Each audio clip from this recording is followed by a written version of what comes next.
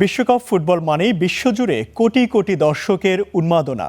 বাংলাদেশ সময় রোববার দিবাগত রাতে শেষ হওয়া এই আয়োজন দেখতে পর্দার সামনে ঘন্টার পর ঘন্টা বুঁদ হয়েছিলেন ফুটবল প্রেমীরা। কিন্তু এই ফুটবল উন্মাদনার খেসারত দিতে হয়েছে বিশ্ব অর্থনীতিকেও। খেলা দেখার কারণে কর্মীদের অনুপস্থিতি ও কাজের গতি কমে যাওয়ার ফলে বিশ্বজুড়ে $17 বিলিয়ন বা 2 লাখ কোটি টাকার বেশি ক্ষতি হয়েছে। ফুটবল বিশ্বকাপকে বলা হয় গ্রেটেস্ট শো অন আর্থ। বিশ্বকাপ এলেই কোটি কোটি মানুষ কাজকর্ম ফেলে বুঁদ হয়ে থাকেন ফুটবল উন্মাদনায়। এবারের বিশ্বকাপেও ছিল একই চিত্র। প্রিয় দলের খেলা দেখতে গত কয়েক সপ্তাহে অসংখ্য কর্মী অফিস থেকে আগেভাগেই বের হয়েছেন। কেউ দেরিতে কাজে যোগ দিয়েছেন, আবার অনেকেই ছিলেন অনুপস্থিত।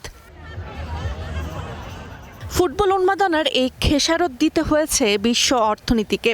মানব সম্পদ ও কর্মক্ষেত্র ব্যবস্থাপনা সফটওয়্যার প্রতিষ্ঠান এর এক প্রতিবেদনে বলা হয়েছে, খেলা দেখার ফলে কর্মঘণ্টা নষ্ট হওয়ায় বিশ্বজুড়ে $17 বিলিয়ন বা 1700 কোটি ডলারের ক্ষতি হয়েছে। এর মধ্যে যুক্তরাষ্ট্রেই ক্ষতির পরিমাণ $1170 কোটি।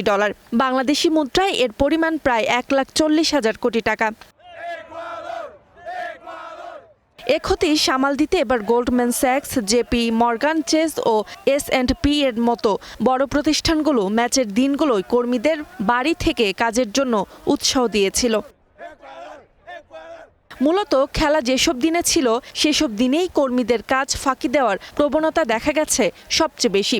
যুক্তরাষ্ট্র টুর্নামেন্ট থেকে ছিটকে যাওয়ায় অফিসে উপস্থিতির হার ধীরে ধীরে স্বাভাবিক হতে শুরু করে।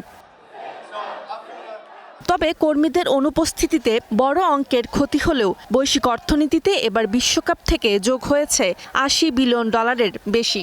বিশ্বজুড়ে প্রায় 600 কোটি মানুষ এ টুর্নামেন্ট দেখায়। স্পন্সর, সম্প্রচার ও খুচরা ব্যবসায় রেকর্ড লেনদেন হয়েছে। ফিফা ও বিশ্ব বাণিজ্য সংস্থার যৌথ গবেষণা বলছে, 2026 সালের বিশ্বকাপ বৈশ্বিক জিডিপিতে $40 বিলিয়ন বেশি অবদান রাখতে পারে। এর মধ্যে যুক্তরাষ্ট্রেই যোগ হতে পারে প্রায় $1,072 কোটি। Roksana Rimi, star news.